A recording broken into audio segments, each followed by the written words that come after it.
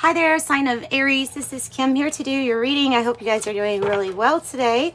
This is yellowing. The Wild Unknown Alchemy deck. And I'm asking that your spirit guides join us. Your spirit guides, your angels. My mom, she's my angel at this point. And Neptune. Neptune. I'm just pulling, by the way, right now. Coagulation.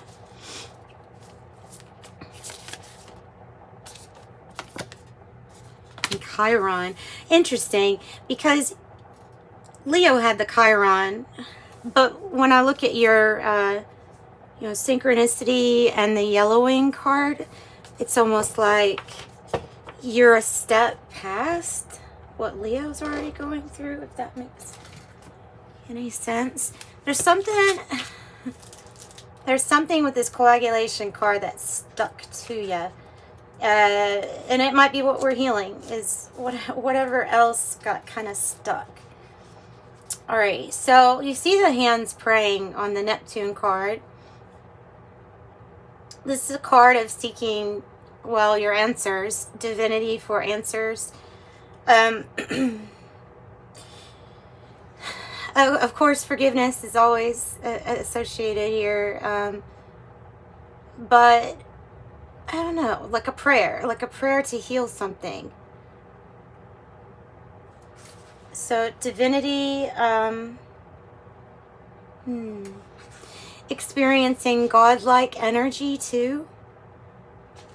Experiencing the God inside, the you that's God.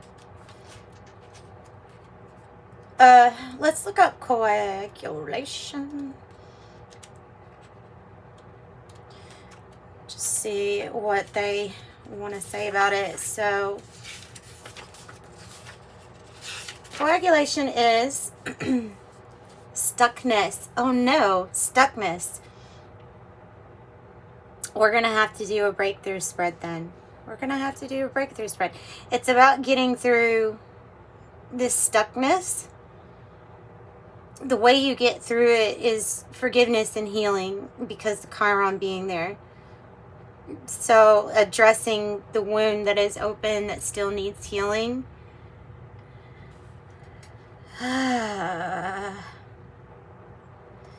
Alright, so it can talk about codependency. It can talk about something that kind of just snuck up on you. We're definitely doing a breakthrough spread though. So there is 6 spots in the breakthrough spread, and it is going to represent your pattern, what you keep running into, which seems to be like getting a bunch of other stuff stuck to you. The challenge, which is probably healing, right? And then your breakthrough more than likely has to do with Neptune also. But yeah, okay, so your pattern, this is the Siren Song, Lenormand and Kipper decks combined. There's your breakthrough. There's your power card. Here's your outcome. And there is your advice. All right.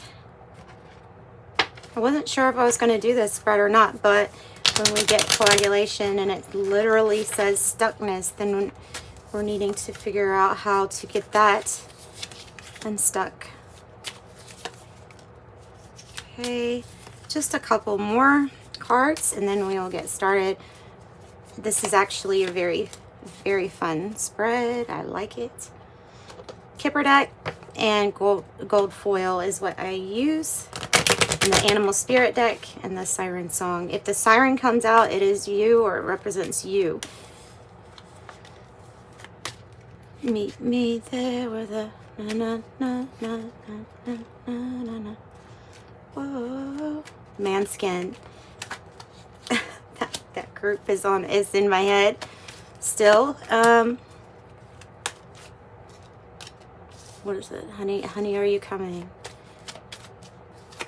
Meet me there with a na na na na na na na na na. All right, last group. That song goes, it's 5 a.m. and we feel so good, it's almost frightening. It's 5 a.m. Feels so good, it's almost frightening. Meet me there with the... Oh, I wish I could remember that part. Or something never closes. Hope, something about hope is always open. Wow. All right, we have the Wheel of Fortune on the bottom, which is usually the underlying energy. It's a really good, that's a really good energy to get here, Aries. Let's see what we've got. Your pattern, what do you keep running into? Oh, okay. Movement is needed. Child is appearing here. If it doesn't have to do with an actual child, then it's talking about needing a new beginning. I'm going to go with the new beginning just because you have the Peacock, which is yourself, to be proud of yourself. But I also have the not hiring or the despair. So there's definitely something new that's going to start. And whatever it is, it will take off really fast. It's like a quick, it'll be a quick change. So it's like the moment that you find yourself in this spot, they're saying, you know, look at the things that you're doing good. Look at the way that you're outshining. And the Knight of Wands is to get that movement. It can also represent an energy that's like, well, like a person that comes in and out, or continually comes in and out. But I always hesitate to even say that because we have the past life deal. And so, you know, it might be, I might say past and it might be referring to past life. So there's something to be very proud of. It has to do with this, what you're passionate about. There's the effort. So the challenge is the work that you put in and the effort. And the effort is going towards the mundane. With the Moth, it's just like getting those things done that you need to get done, no matter what type of effort needs to be put in to do so. There is the false person here as part of the challenge, and then challenging to move past a stalemate, to make a decision. It might be a decision to split, or to go separate ways, or to cut something down the middle. I don't know. It's something. It's needing to reach a peaceful resolution is what it's needing to do. The false person is somebody around you that is just not who they say they are. Not who they say they are. Is it perhaps that you're dealing with somebody who's not who they say they are? Maybe even saying that they're going to work, but they're not. I don't know. That is coming across too. It could be something. Then we have the mouse. You have the mouse. Looks like the mouse's nest with the coagulation. Usually I see the mouse as tending to those small things in life.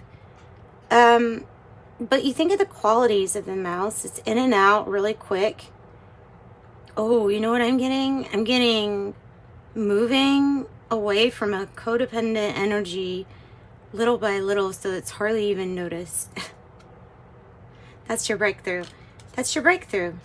That's what I'm getting, or what I'm mainly picking up.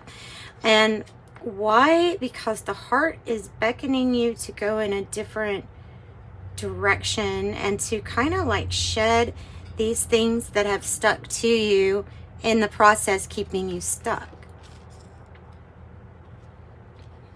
All right, so the heart. And then here's your, oh my goodness, guys, this is good. This is good. This is good.